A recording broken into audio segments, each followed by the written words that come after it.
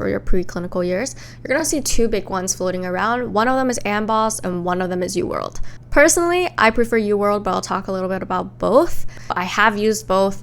AMBOSS more during preclinicals and then UWorld more during step 1. I am also very familiar with UWorld from when I was studying for the MCAT, and I just really swear by it.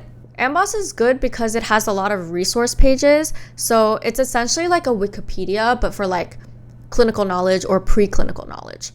I would say that it's good as a reference source, so like I wouldn't like be reading through these pages just to learn things fresh. But if you need a refresher, if you just have a quick question about like, hey, how do I treat this disease, then AMBOSS is a good resource.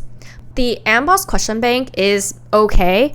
My criticism with AMBOSS is that I feel like a lot of their questions are not very high yield and that the explanations can be a little bit more in-depth or better. If that's what you have, then use that. Like I wouldn't purchase another one if your school is providing that for you. And so now moving on to UWorld, that is just a question bank and not any kind of like knowledge base or resource. But I do actually think UWorld question bank is still one of the best on the market, and that is why they're able to charge so much for it.